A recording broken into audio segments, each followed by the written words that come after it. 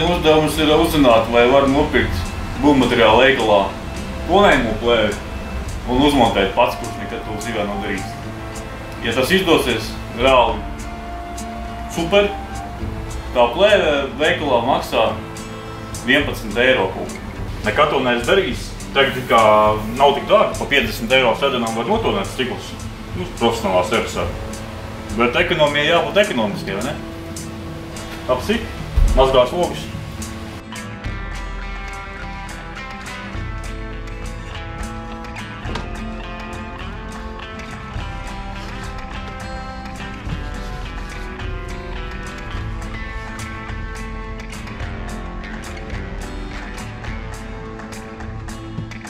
Būvmateriālu veikalā šitādi dabūju plēvi. Kaut kad es viņu redzējis jau kādreiz Krumbulā vēl pārdevās visādas čūnīga detaļas. Tad jau, man liekas, tā tirgojās. Iekšā kaut kāda instrumenta.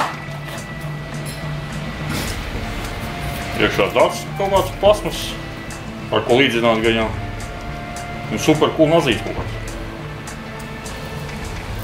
Te ir pat tonējošo plēvi un tā aizsaka plēvi. Tagad šitajā uzdevumā mums ir ar to aizsaka plēvi likt uz ārā. Tā vismaz YouTube rādīja.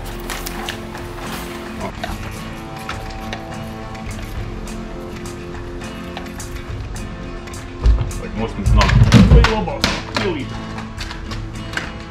Kur ir saskāpt pēc jauno bembi.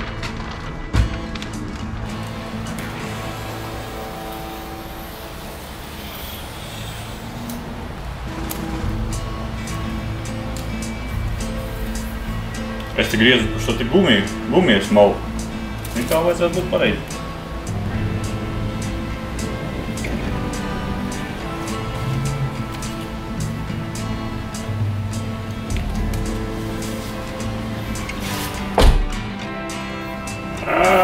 Trīs nogriezus. Labi, mēģināšu vēlreiz. Šis varbūt aizies šeit. Lai pamēģinās. Mazo.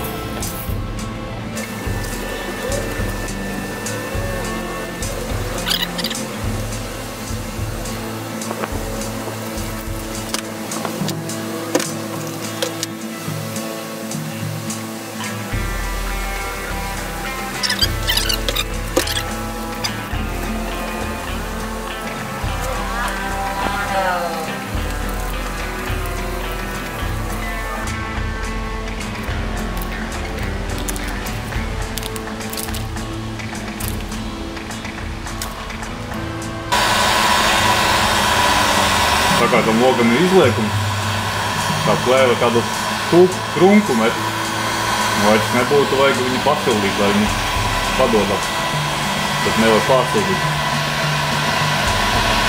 Par to logu tonēšanu es to domu atmetu. Es nezinu, es nemāku dabūt šitai te smuki tajā aizstās gumijas, tu plēvi iekšā. Es viņu, ka sāku tur mucīt iekšā, viņa sāk tur plīst, červelēties, blin. Karoči, vecie cepuri nostim, kas to māk darīt, man tas nesnāk. Tu negribu īpaši čakarēties, tas tomēr tikai 50 eiro maksā kaut kādā servisā.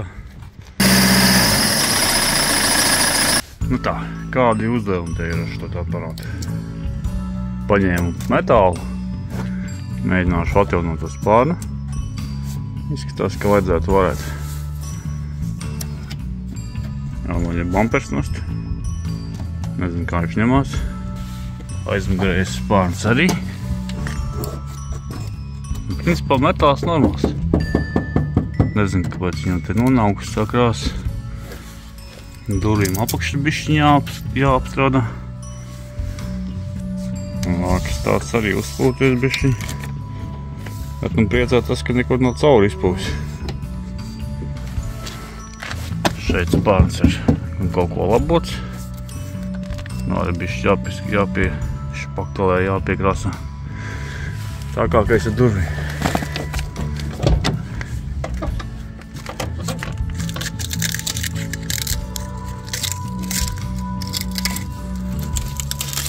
Nā, saprast, var gulāt, vai nevar. It kā arī nav cauri izpūvis. Nav atdalījies. Var mēģināt labot viņas. Pārnes jau tās pats kā vispārēji. Tas par kuzovu. Kalpots normāls. Vietā tādi vakas caurumi. Bet tā noslīpēs, nokrāsos. Diezgan daudz jau tā darba pie kuzovas ir.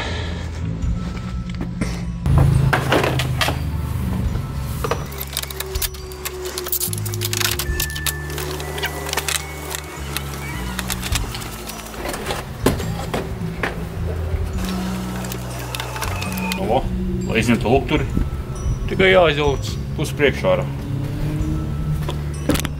Te pašā laikā šito lukturi, lai izņemtu ārā, bet, principā 5 sekundes tādu parādīšu.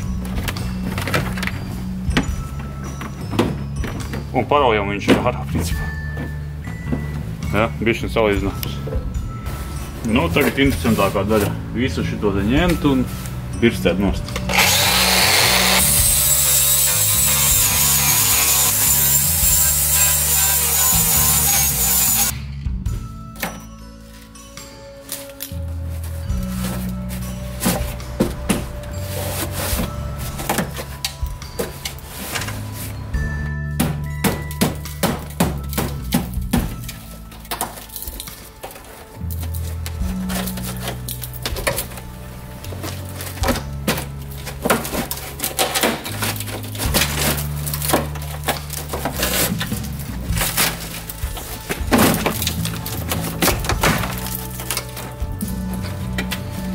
Izskatās, ka tā nākamā būs. Šitas pārds ir beidzies. Un neko, sūtīs jauns pārnūkšu.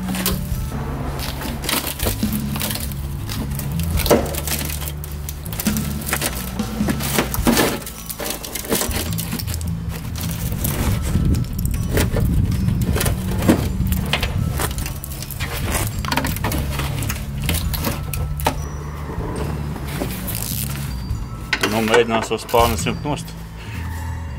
Redzēs, varbūt atkal pus mašīņa jāizvelc, lai spārni noņem. Bet no spārni viņam ir galīgā pakarā.